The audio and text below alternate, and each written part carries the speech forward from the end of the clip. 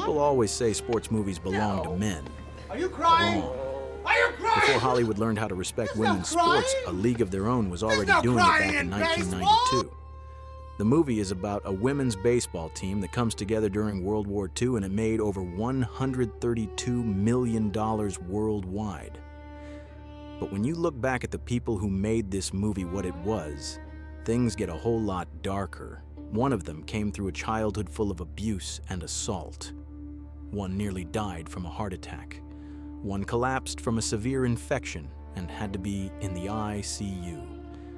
One carried broken marriages and wounds Hollywood still has not fully told. So 34 years later, what happened to the faces we used to love, who is still standing strong, who has disappeared, and who hits you right in the chest when you look back now? Stay till the end, because after this list, there are still 5 behind-the-scenes secrets time buried away. Number 1. Geena Davis as Dorothy Dottie Hinson. Let's start with the first name the guys in the 90s had to love because she was just that cool. Dottie Hinson is the center of the memory of A League of Their Own. The movie opens with Dottie as an older woman returning to the Hall of Fame, then it swings back to 1943, so right from the way the story is built, Geena Davis is the face tying everything together. Geena was born in 1956. When the movie came out in 1992, she was 36, right in the sweetest stretch of her career after winning an Oscar for The Accidental Tourist and getting an Oscar nomination for Thelma and Louise. What matters here is that she was not the first choice for Dottie. After Deborah Winger left the project, Geena stepped in and had to prove she could really carry the role, including the baseball side of it. Geena later admitted she learned baseball for this movie and only then realized she actually had real athletic ability. But the part that makes Geena Davis's story even more memorable happened away from the lights. In her memoir and in interviews, she talked about growing up with this habit of always pleasing other people, always holding back, always being polite to the point that it made her weaker. She has also spoken publicly about being assaulted when she was young and how that shame stayed with her for a long time. Then, once she got past 40, Hollywood changed its tone fast. Geena said it felt like falling off a cliff. A woman who had once been at the top was suddenly treated by the industry like her time was over. Her marriage to Reza Jarrahi later ended too after many years together, and they have 3 children. What I really admire about Geena Davis is that she did not choose to sit around playing the role of a faded movie star. In 2004, she created the Geena Davis Institute on Gender in Media to force Hollywood to look straight at its own imbalance. In 2019, she received the Jean Hersholt Humanitarian Award from the Academy for that work. This year, Geena is 70, still showing up, still staying connected with the cast. Honestly, when I look back at Geena Davis, I still think Hollywood was way too harsh with the women who helped make it a fortune. Number 2, Lori Petty as Kit Keller. Lori Petty was born in 1963. When A League of Their Own came out in 1992, she was 29. This year, she is 63. In the movie, she plays Kit Keller, the little sister always living in Dottie's shadow. Lori came into the movie right after getting noticed in Point Break, and A League of Their Own became one of the roles that made audiences remember her name the longest. Penny Marshall was not the kind of director who picked actors just to stand there and look good in the frame. Lori said Penny pushed the cast to understand their characters inside and out, and if you could not keep up, you were out. That approach gave Kit more weight on screen, but what really makes Lori Petty worth talking about is her real life. The Poker House, the movie she wrote and directed in 2008, was built directly from her own childhood. According to the Los Angeles Times, her father abused her mother. After her mother left that violent marriage, she fell into alcohol, drugs, and prostitution just to survive. When Lori was still very young, she had to take care of her 2 younger sisters. In that same article, she also said she was assaulted by someone she trusted. That is the kind of childhood that could crush a whole lot of people. After A League of Their Own, then Free Willy and Tank Girl Lori probably could have gone even further. But she told The Guardian that Hollywood did not know what to do with somebody like her. She was not the kind of woman who was soft, easy to package, easy to sell the way the system wanted back then. So the work slowed down fast. Then in 2009, she took another very public fall, a DUI case after crashing her car into a 14-year-old boy on a skateboard in Venice. The victim only had minor injuries, and Lori got 5 years probation outpatient treatment and had to attend AA meetings. For somebody who came through a childhood like that, it was not a pretty stumble, but it was not exactly hard to understand either.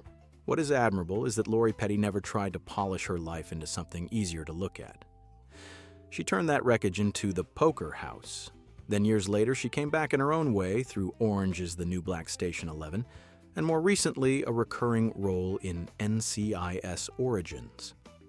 This year, Lori is 63, still working, still carrying that same stubborn, hard-to-label energy she always had. And the next person went in the exact opposite direction, a name almost every American man from that generation knew. Number 3, Tom Hanks as Jimmy Dugan. There are names you do not even need to introduce. Tom Hanks is one of them. He was born in 1956. When A League of Their Own came out in 1992, he was 36. This year, he is 70. In the movie, Hanks plays Jimmy Dugan, a former baseball star who has fallen apart, wrecked by alcohol, cranky, arrogant, and then tossed into coaching a women's team he does not even respect at first. The line, "There's no crying in baseball," was later ranked 54 by the AFI on its list of the most memorable movie quotes, and that alone tells you how long Jimmy Dugan has stayed alive in the audience's memory. This role came to Tom Hanks right at a turning point in his career. He was no longer just a comedy star from the 1980s. He was moving into a deeper, richer, more masculine phase. Right after that came Philadelphia in 1993 and Forrest Gump in 1994, the two movies that won him 2 straight Best Actor Oscars. To put it simply, Jimmy Dugan is not Tom Hanks' biggest role, but it is a very important one. It landed right where a star starts leaving the lighter stuff behind and stepping into icon status. Tom Hanks' personal life has never been loud in the tabloid kind of way, but that does not mean it has been spotless. He grew up in a broken family. His parents divorced when he was young, and Hanks himself said that childhood loneliness pushed him toward storytelling and acting. Before his golden stretch in the early 90s, he had already gone through a broken marriage with Samantha Lewis. After that, he married Rita Wilson in 1988, and that marriage has lasted to this day. The bigger blows came in middle age. In 2013, Tom Hanks publicly revealed he had type 2 diabetes. In 2015, Rita Wilson had a double mastectomy and breast reconstruction after being diagnosed with invasive breast cancer. In 2020, the two of them became one of the first American celebrity couples to publicly announce they had tested positive for COVID while in Australia. Then in 2024, Hanks also had to warn fans about fake ads using his face, his name, and his voice all made with AI to sell miracle cures and other ridiculous junk like that. What is admirable about Tom Hanks is that he has never needed noise to stay relevant. He lives on durability. This year at 70, he is still working, still holding on to a position that very few people can still hold in modern Hollywood. And after Tom Hanks, the story shifts hard into a totally different kind of star, louder, more controversial, and born to become a headline. Number 4, Madonna as May Mortabito. Madonna did not walk into A League of Their Own like an actress asking for a one-man role. In 1992, she was already way too big a phenomenon to need this movie to lift her up. She was born in 1958. When the movie came out, she was 34. This year, she is 68. In the movie, she plays May Mortabito, the center fielder for the Rockford Peaches. But what matters is not just the role. What matters is that from the casting stage alone, Madonna already had enough presence to shake the whole project. At first, she was considered for Kit Keller, then later moved to May.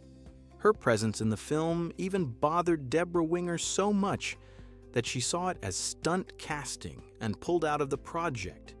Put simply, Madonna did not even need to appear in the first scene before people were already talking about her. That same year, she released the book Sex and pushed her image so far that America was almost split right down the middle. Some people saw her as the boldest woman in pop culture. Some saw her as a symbol of calculation and provocation. That is why May Mortabito became such a strange role in people's memory. It is only a supporting role in a mainstream sports movie, but it is carried by the woman America could not ignore at the time, whether people loved her or were sick of her. Madonna's personal life has been even more intense than a lot of her roles. In 2008, she divorced Guy Ritchie in a settlement worth a huge amount of money. Then in 2016, the two of them were back in a custody battle over Rocco. In between, that came heavy criticism over her adoptions from Malawi, with some people openly attacking the way she did it as an example of Western celebrity power. With Madonna, private life almost never gets to stay private life. Sooner or later, it becomes a headline. Then in 2023, the public saw a totally different Madonna for the first time. She got a severe bacterial infection, ended up in the ICU, had to postpone her tour, then later explained clearly that she had sepsis, was unconscious for 4 days, and needed a ventilator. That might have been the first time people really saw something very few had ever dared to think before Madonna can go down too. But she is still Madonna. She came back, finished the Celebration tour, and kept living like nobody had finished writing her story yet. Number 5, Rosie O'Donnell as Doris Murphy. Rosie O'Donnell was born in 1962. When A League of Their Own came out in 1992, she was 30. This year she is 64.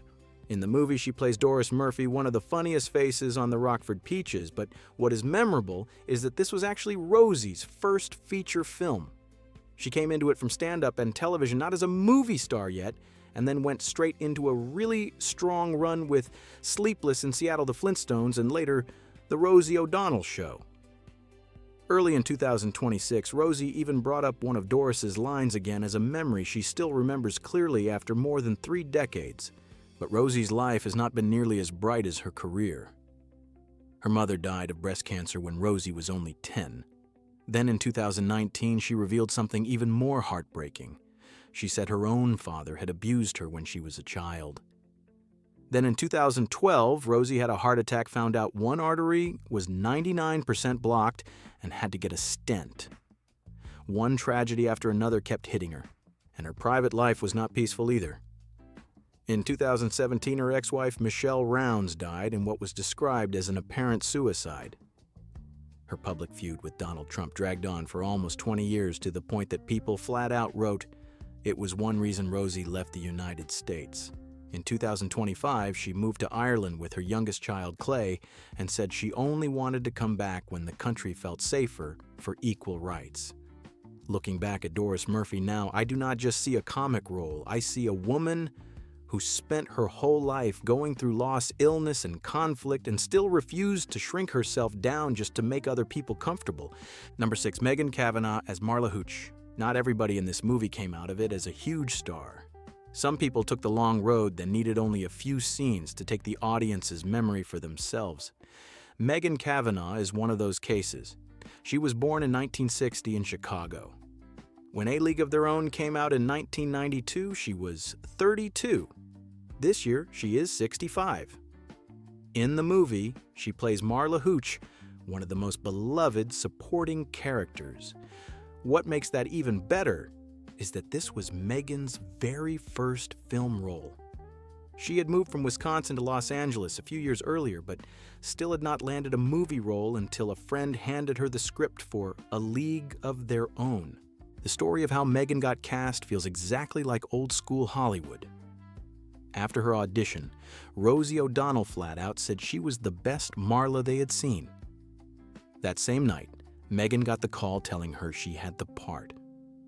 From then on, Marla Hooch became a role that stayed alive in the audience's memory for a long time, not because the character was written like some glamorous star, but the exact opposite. Marla does not fit Hollywood beauty standards, but she can really play. She has her own charm, and she feels so real that people remember her long after the movie is over. After this movie, Megan kept going in a pretty steady way. She had Robin Hood Men in Tights Jr., then became the familiar voice of Judy Neutron in the Jimmy Neutron world. Her private life has been much quieter than a lot of other people on this list, but that does not mean it has had no sad notes. She married filmmaker Anne Chamberlain in 2008, then divorced in 2020. She also shared that she had a full hysterectomy in 2010 for medical reasons, and that is no small change for any woman. Number 7, Jon Lovitz as Ernie Capadino. Jon Lovitz is the kind of guy who does not need much screen time for people to remember him. In A League of Their Own, he plays Ernie Capadino, the scout who shows up right at the start and pretty much opens the door for the whole story. Jon Lovitz was born in 1957. When the movie came out in 1992, he was 35. This year, he is 68. Before Ernie Lovitz was already a familiar face from Saturday Night Live, he was on the show from 1985 to 1990, got Emmy nominations in his first 2 years, and broke out with characters like Tommy Flanagan and Master Thespian. So, Ernie Capadino was not the role that made him famous, it was the role that showed a television comic could walk into a movie and own every minute he got. After this film, Lovitz kept going pretty steadily with The Critic, The Simpsons, Friends News Radio, and a lot of other comedies. He never became an A-list star like Tom Hanks, but he is exactly the kind of face audiences recognize the second they see him. Jon Lovitz's personal life has been a whole lot quieter than a lot of people on this list, but that does not mean it has had no dark side. The biggest public blow-up was his feud with Andy Dick after the death of Phil Hartman, who was one of Lovitz's closest friends. CBS documented Lovitz saying Dick had played a part in Bryn Hartman relapsing, and then things escalated into a real-life altercation in 2007. These days, Jon Lovitz is still doing stand-up and still has public ticketed shows on his schedule. Number 8, Garry Marshall as Walter Harvey. Garry Marshall came into A League of Their Own, not like some actor just passing through. He came in as a man with a whole career already behind him. In the movie, he plays Walter Harvey, the owner of the Women's Baseball League. Walter Harvey was built around P.K. Wrigley, the man behind the creation of the AAG-PBL in 1943. Garry Marshall was born in 1934. When the movie came out in 1992, he was 58. He died in 2016 at 81. Before Walter Harvey, Garry Marshall was already a giant in American television and film. He created Happy Days Laverne and Shirley Mork and Mindy, then later directed huge hit movies like Pretty Woman. The Television Academy also mentioned a detail that fits this movie perfectly. Garry actually started out in journalism and used to write sports. So when he shows up in a baseball movie, it does not feel random at all. He does not have a lot of screen time in A League of Their Own, but he brings exactly the kind of weight a name like Garry Marshall can bring, that old Hollywood feeling, seasoned, confident, and fully aware of the story being told. Garry Marshall's personal life was not nearly as loud as a lot of others on this list. The heaviest part came at the end. Reuters confirmed he died in July 2016 from complications of pneumonia after a stroke. 2 years later, Penny Marshall passed away too. Looking back at Walter Harvey, now it feels like one of those roles that only lasts a few scenes but carries extra weight because the man playing it was already part of Hollywood history. Number 9, Biddy Schram as Evelyn Gardner. In A League of Their Own, she plays Evelyn Gardner, the sweet, tearful player who is always dragging along her wild little son, Stillwell. Evelyn is the one Jimmy Dugan yells, "There's no crying in baseball," at which means Biddy Schram got tied forever to one of the most famous moments in the movie. She was born in 1968. When the film came out in 1992, she was 24. This year, she is 58. This was only her second film role, and before that, she had studied at the University of Maryland on a tennis scholarship. So at the very least, she was not stepping into this movie as somebody completely unfamiliar with sports.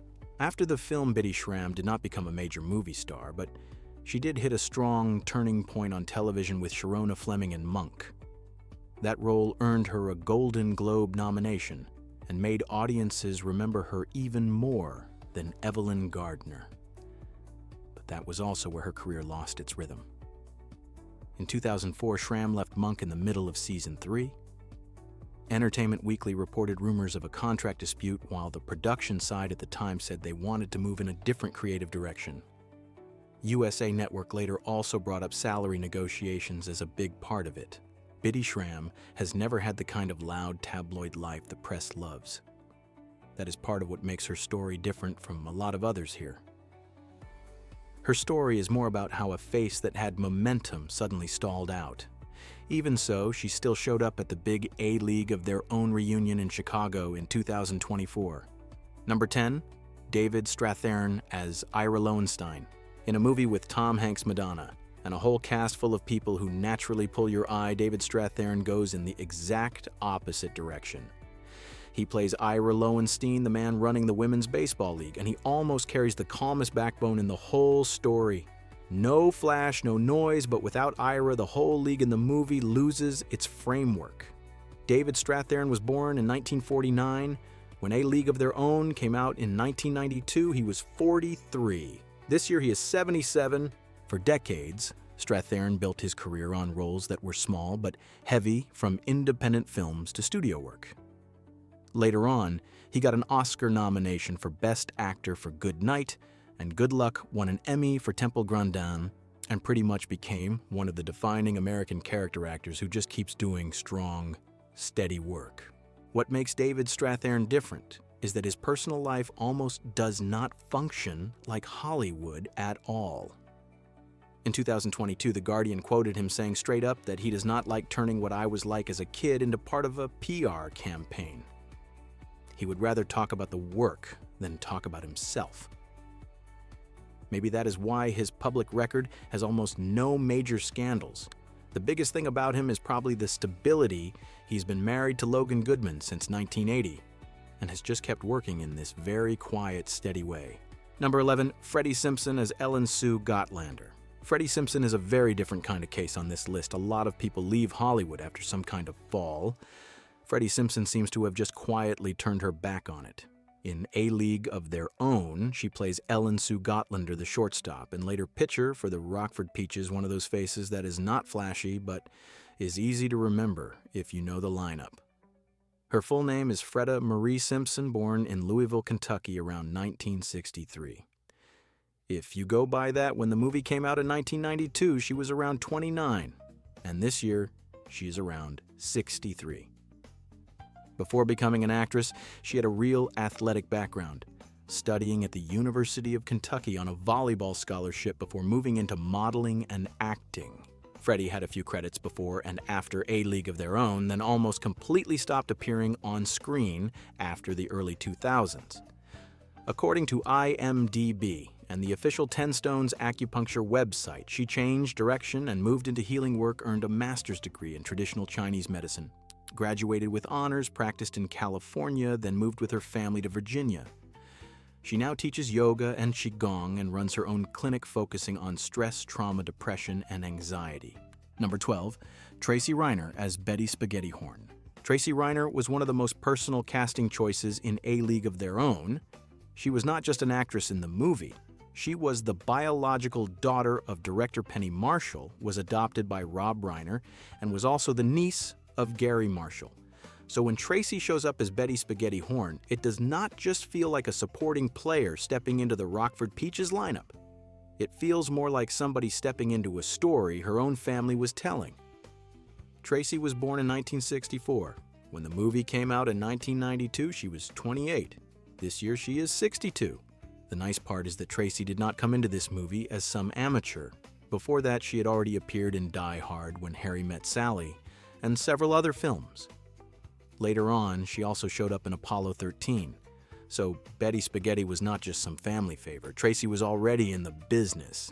It is just that A League of Their Own gave her a warmer, closer place, and something about it feels very personal because the person behind the camera was Penny Marshall herself. Tracy later said Penny first discovered the AAG PBL story through a documentary and got pulled right into it. Tracy's private life has stayed a lot more private than many others on this list. She married Matthew Theodore Conlon and has 5 children. No long chain of scandals, no very public downfall. Maybe the most memorable thing is that she still came back for the movie at the big reunion in Chicago in 2024. Number 13, Justin Scheller as Stillwell Angel Gardner. There's something really great about A League of Their Own. This movie did not just leave behind big stars, it also left behind one little boy everybody remembers. Justin Scheller played Stillwell Angel Gardner, Evelyn's son, the loud, mischievous kid who runs after the team everywhere and causes chaos almost every time he appears. In 1992, Justin was only 5 when he played the role. If you go by that this year, he is around 39. And the unusual thing is that A League of Their Own was pretty much his only acting credit. Because of that, Justin does not really have a Hollywood-type story. No climb to the top and then a crash, no scandal, no giant comeback. What audiences remember is just one childhood performance that landed exactly right. People reported that Rosie O'Donnell has actually stayed in touch with Justin all the way up to now after helping him through a few difficult scenes on set, including one with Tom Hanks. These days, Justin lives a pretty private life in the Midwest. People says he has had a quiet life away from the spotlight, but he has not completely cut ties with the memory of the movie either. He joined a fan. Signing in 2021, Rosie brought him up again at the cast reunion in 2024, and he also appeared on fan event schedules in 2025. Looking back at those 13 faces now, what stays with you is not just how they have aged. What stays with you is that a whole era has really passed. But, to be fair, if you think they already had more than enough real-life stories to tell, the set of A League of Their Own had a few things that make the movie even more interesting than what made it onto the screen. First of all, the movie really is fun, but the women in the cast were basically filming inside an oven. They wore those old wool uniforms in heat that sometimes hit 110 degrees Fahrenheit, which is about 43 degrees Celsius. And that heat was only the beginning. A lot of the bruises and injuries you see in the movie were not makeup. They were real. The actresses really slid into base, really collided, really fell, and really took the pain. What makes it even better is that they did not just look like ball players. They really had to be able to play baseball. During auditions, the actresses had to prove they could get on the field, catch, hit, and run like people who actually knew what they were doing. Most of them did their own baseball scenes because nobody wanted to use stunt doubles. Then, when it came time to shoot the World Series games, the mood behind the scenes went in a totally different direction. Tom Hanks did puppet shows in the dugout, Rosie O'Donnell did stand-up. Some people even pretended to be Madonna and sang her songs just to entertain the crowd. And maybe the best fact of all sits in the real history. The movie makes it seem like the Women's League struggled a lot at first, but in real life, that league found success earlier than most people realize. It eventually grew to 10 teams and only really slowed down once baseball hit television. That might be why this movie has lasted so long. Behind it, there was real sweat, real pain, and a real history. A League of Their Own was never just about baseball. It was about an idea that used to be seen as pretty bold women can step onto the field too. At the time, the movie came out that was still a point of view ahead of its time. Then years later, when women's sports really exploded more powerfully in popular culture, people could see even more clearly just how early this movie understood that. And maybe that is also why today's video leaves such a specific feeling behind. Not just because we get to see what happened to the faces we used to love, but because it reminds us of a movie with heart, with personality, and with a lot more value than its fun surface might first suggest. Now, I want to ask you something. Do you want us to go deeper on this movie? Not just stop at the then and now angle or the 5 facts at the end, but do a whole separate video on 20 insane facts most people do not know. Leave a comment and do not forget to subscribe to the channel.